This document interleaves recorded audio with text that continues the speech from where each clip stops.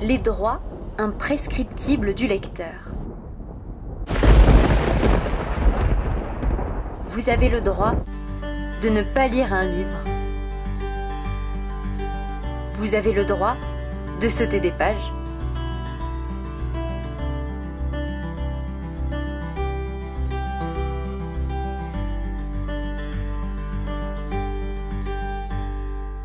Vous avez le droit de ne pas finir un livre. Non, c'est bon. Tamine, j'en ai marre.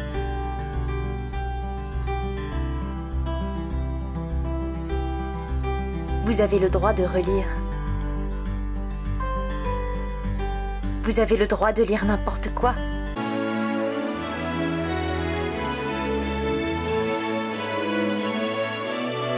Vous avez le droit au bovarisme, maladie textuellement transmissible, rappelons-le. Vous avez le droit de lire n'importe où. Vous avez le droit de grappiller.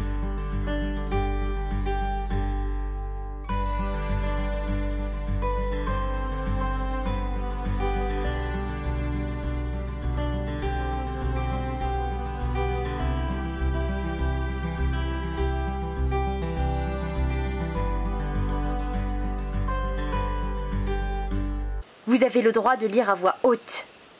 Glamis, tu es. Et Cawdor. Et tu vas être ce qui te fut promis. Pourtant, je crains ta nature qui a trop bu du lait de l'humain. Bon, je sais pas ce que tu crains, mais moi ça me saoule. Là, ton Shakespeare, tu vois, ça, tu le jettes à la poubelle. C'est bon? Merci, va te coucher, il est minuit. Mais c'est Shakespeare! Et vous avez aussi le droit de vous taire.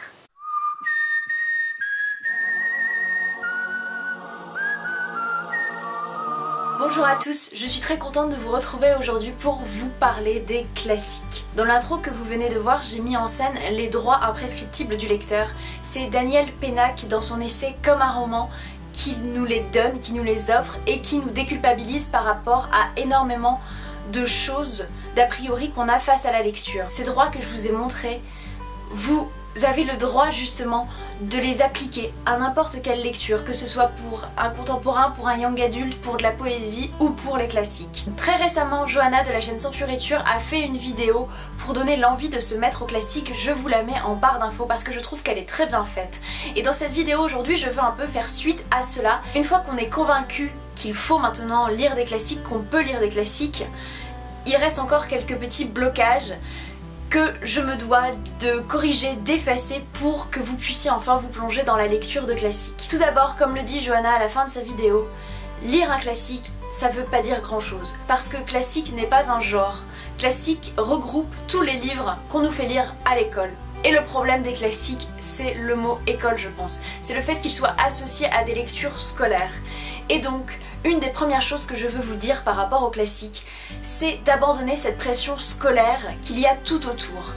Quand vous allez lire un classique pour vous, chez vous, vous n'allez pas le lire d'une façon analytique, vous n'allez pas vous arrêter sur des extraits en vous disant « Très bien, alors là je vais faire un commentaire de texte, je vais analyser, je vais réfléchir ». Non, quand vous le lisez chez vous, à la maison, pour vous, lisez-le pour ce qu'il est. Ne cherchez pas à comprendre par tous les moyens tout ce que l'auteur a voulu mettre comme figure de style pour faire passer son message. Recevez simplement ce message. Je pense que les auteurs de classiques sont très déçus de voir comment on traite aujourd'hui leurs livres, comment des gens qui se disent grands lecteurs et qui aiment la littérature peuvent rejeter avec force leurs livres. Je trouve ça assez choquant en ce moment parce qu'il y a des vidéos qui tournent où on nous dit oui les classiques, on en a marre de parler de lecture d'école, on veut lire d'autres choses. Et pourtant les classiques, je trouve que c'est la base de la littérature. Aujourd'hui, si des auteurs contemporains écrivent, si des auteurs de jeunesse écrivent, c'est parce qu'ils ont toute cette culture classique. Et si leurs livres nous touchent aujourd'hui, c'est parce qu'ils ont eux-mêmes été touchés par les messages des auteurs classiques qui sont les mêmes que les leurs. Écrits différemment, je vous le concède, mais c'est pourtant les mêmes que les leurs. Il faut abandonner toute cette pression qu'il y a autour des classiques. Quand vous lisez un classique, vous le lisez pour vous, pas pour votre culture, pas pour faire plus intelligent, pas parce que vous avez honte de ne pas avoir lu Victor Hugo. Vous le lisez pour découvrir Victor Hugo, pour comprendre pourquoi tout le monde aime Victor Hugo, vous le lisez parce que vous voulez vous aussi être touché, vous voulez vous aussi recevoir ses messages. Et recevez-les simplement, ne les analysez pas. Ensuite, si vous voulez les analyser, si vous voulez comprendre de quelle façon Victor Hugo a travaillé ses poèmes, ses pièces de théâtre, ses textes, eh ben renseignez-vous par la suite. Mais ne vous mettez pas une pression avec ça. Les classiques, c'est des livres comme les autres. Les auteurs de classiques sont des auteurs comme les autres. Donc il faut vraiment abandonner toute cette pression scolaire qu'il y a autour des classiques. Et j'en profite pour vous dire une chose, c'est que c'est assez facile, je trouve, de taper sur les profs de français en disant que c'est eux qui nous dégoûtent des classiques. Alors bien sûr, vous allez me dire que je suis vendue, puisque ma maman est prof de français, mais je suis intimement convaincue que tous les profs de français sont désespérés de voir à quel point les élèves n'aiment pas les classiques. Mais ils n'ont pas le choix d'enseigner les classiques de la manière dont ils les enseignent, en fait. Tout simplement, c'est le programme qui est fait comme ça. Donc ce n'est pas sur les profs qu'il faut taper, c'est plus haut à mon avis. Sincèrement, les profs de français ne rêvent que d'une chose, c'est de vous faire aimer la littérature et de vous faire aimer la littérature classique. Parce que oui, je pense qu'il faut passer par les classiques à un moment dans sa vie parce que c'est des textes incroyables, des textes avec une émotion forte, des textes qui peuvent bouleverser, des textes admirablement bien écrits. Donc mon premier argument, c'est de vous dire que les classiques sont des livres comme les autres et qu'il ne faut pas se dire « je lis un classique ». Non, vous lisez La Dame aux Camélias, vous lisez Gargantua, vous lisez Candide, mais vous ne lisez pas un classique scolaire. Vous lisez un livre qui a été écrit il y a quelques années, il y a quelques siècles par un auteur qui a décidé de vous livrer un message à travers le temps et les âges. Mon deuxième conseil, c'est qu'il faut maintenant trouver le classique qui est fait pour vous. Classique englobe énormément de genres littéraires, énormément de mouvements littéraires. D'ailleurs, si vous souhaitez avoir des vidéos sur les différents mouvements littéraires français, n'hésitez pas à me le dire en commentaire, je me ferai vraiment une joie de vous présenter les différents mouvements qui traversent la littérature au fur et à mesure des siècles. Dans les commentaires sous ma dernière vidéo, j'ai reçu énormément de questions sur comment je me mets au classique, quel classique me recommandes-tu ? Et ça, malheureusement, je ne peux pas vous le dire parce qu'il y a des écritures auxquelles je suis sensible, mais ce ne sont pas forcément les écritures auxquelles vous serez sensible, qui vous toucheront vous. Mais mon conseil pour trouver un classique qui peut vous plaire, ou du moins un genre, un mouvement littéraire qui peut vous toucher, si vous n'êtes pas habitué, c'est tout simplement de commencer par des classiques du XXe siècle qui sont écrits dans une langue un peu plus contemporaine. Pour certains sont écrits dans une langue particulière, je pense notamment à Boris Vian qui invente son propre langage, mais mon conseil c'est de commencer par des livres écrits au XXe siècle qui sont courts, et ensuite vous allez remonter dans le temps et vous allez agrandir l'épaisseur du livre. Vous voyez ce que je veux dire? Au fur et à mesure, vous allez pouvoir passer à d'autres genres d'écriture, passer à des livres plus épais, des livres plus gros, et ainsi de suite, jusqu'à trouver le genre qui vous plaît dans ces classiques. Par exemple, moi, j'aime énormément les auteurs romantiques. Je sais que quand je lis un roman écrit par un auteur romantique, généralement, ça me plaît, je ne me fais pas trop de soucis. Mais en revanche, les auteurs réalistes et naturalistes, je sais que j'ai du mal. Je sais que Zola, j'aime pas trop. Je sais que Maupassant, j'aime pas trop. Et pourtant, c'est des auteurs qui ont vécu dans le même siècle que Victor Hugo. Mais il y a tellement de finesse, de subtilité dans la littérature, il n'y a pas que le genre classique au 19e siècle, il y a une multitude de genres. On passe par le romantisme pour aller vers le naturalisme, le réalisme, ensuite on a les poètes maudits, et ensuite on va voir l'absurde qui va arriver au XXe siècle dans le théâtre. Vous voyez, il y a des genres tellement divers dans la littérature, des manières d'écrire, et ces manières d'écrire, vous alliez y être sensible ou non. Vous allez être peut-être sensible aux contes philosophiques du 18e comme Candide, ou pas du tout. Vous allez peut-être aimer plutôt les fabliaux du Moyen-Âge, pourquoi pas. Vous allez peut-être aimer le théâtre classique, ou vous allez peut-être rejeter avec force le théâtre classique pour vous dire non, moi j'aime le théâtre de l'absurde.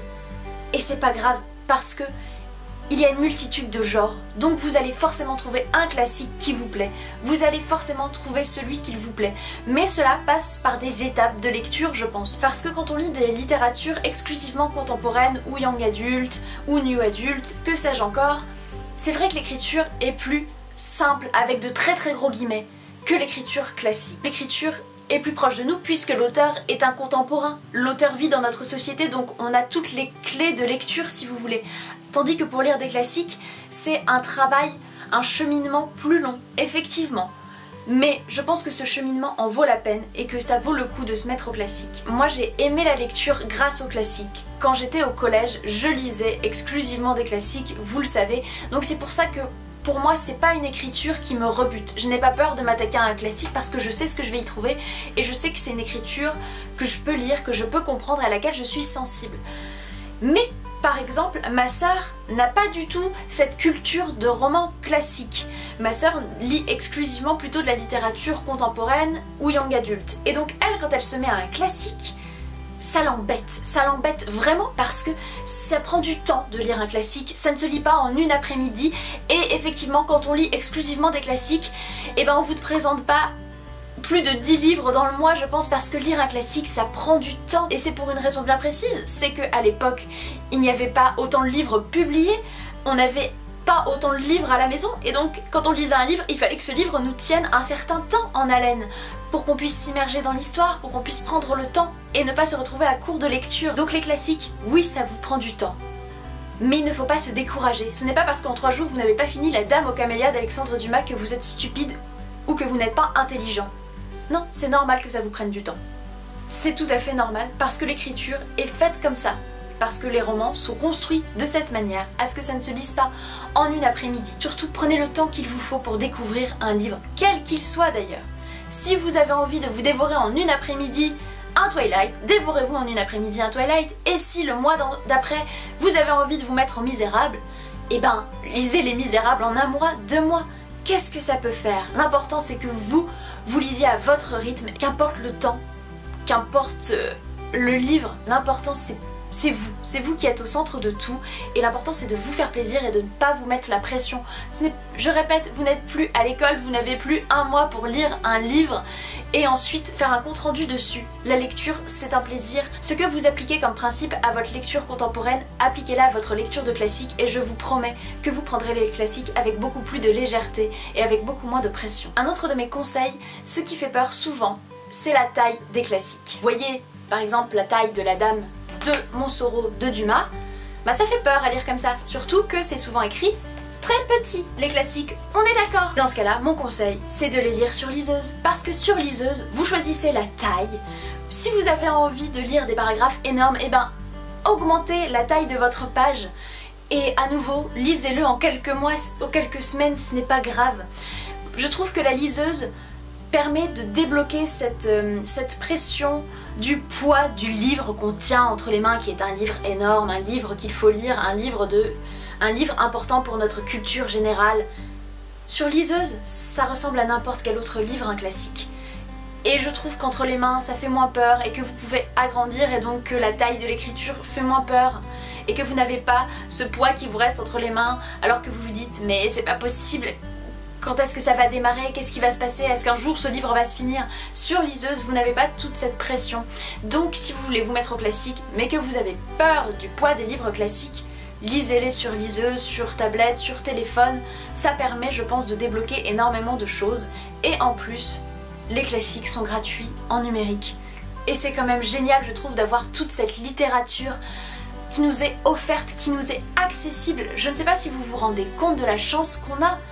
Ces livres sont gratuits et c'est des livres incroyables, des livres avec des messages tellement beaux et tellement forts.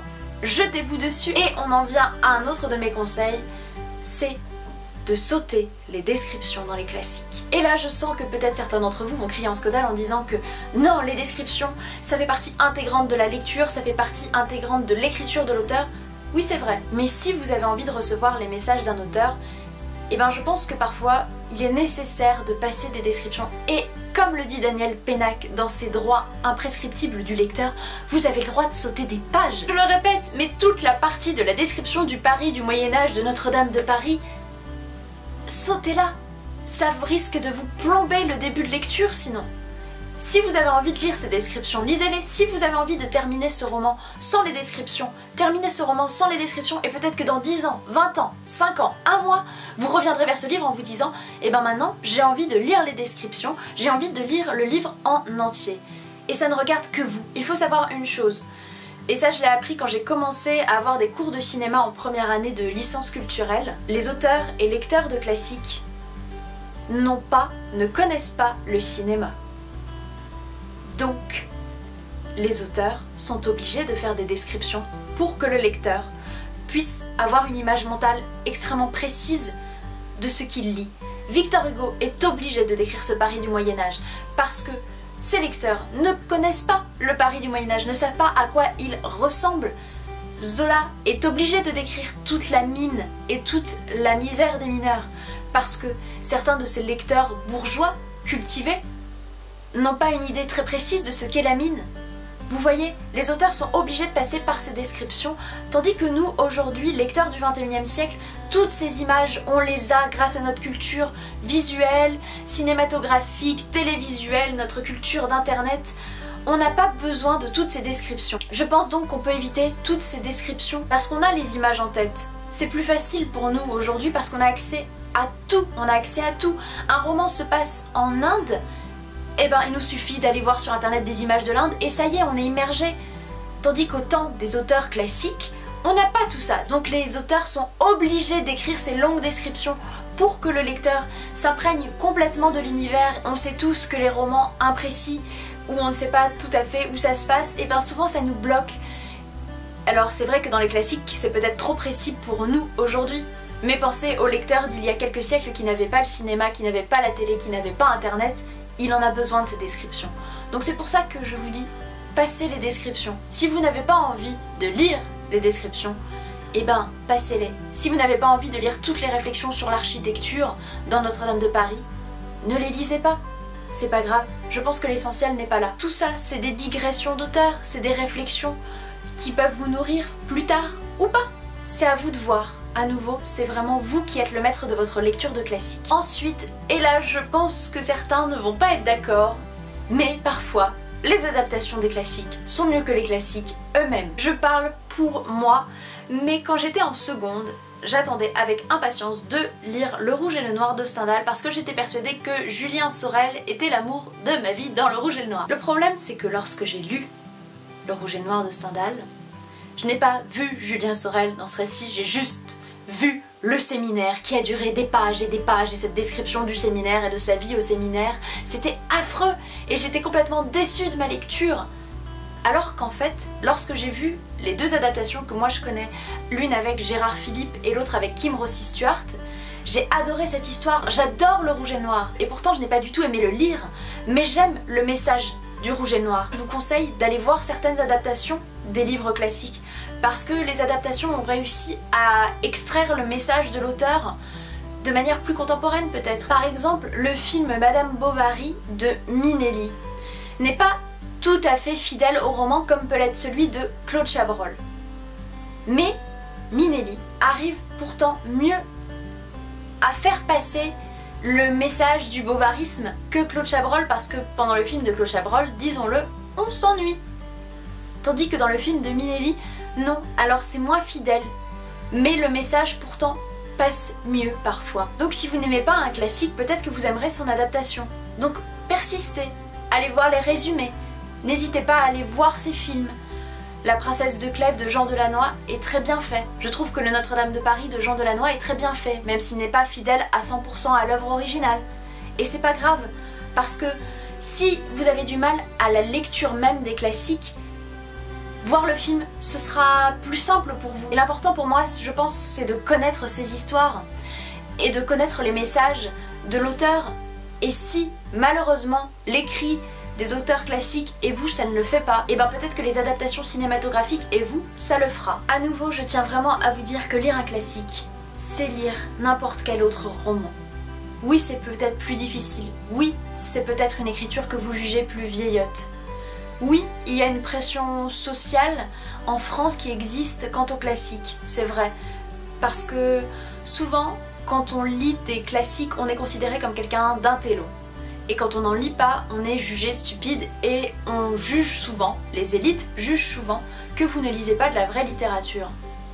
Mais je vous dévoile un secret qui n'en est pas un, il n'y a pas de vraie ou de fausse littérature. Il y a la littérature qui vous plaît. Alors évidemment, les récits des auteurs classiques sont ancrés dans notre culture et c'est normal, parce que les messages qu'ils livrent à travers les temps et les âges sont forts et sont universels. Roméo et Juliette, ce sera toujours universel. Les histoires d'amour contrarié, ce sera toujours universel. Les histoires de dominant-dominé, ce sera toujours universel. Les histoires de révolte, ce sera toujours universel.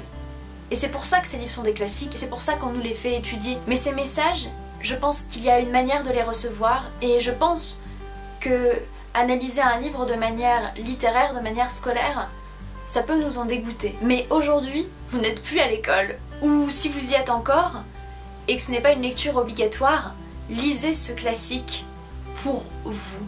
Pas pour votre culture, pas pour paraître plus intelligent, juste pour vous nourrir des messages que livrent les auteurs à travers le temps. Les essais de Montaigne par exemple, je n'ai pas lu tous les essais de Montaigne, parce que il y en a que je trouve beaucoup moins intéressants que d'autres. Mais de temps en temps, j'en lis un que je ne connaissais pas. Et je réfléchis par rapport à la société qu'a connue Montaigne, et par rapport aux ressemblances avec la nôtre, alors qu'il y a des siècles et des siècles qui nous séparent.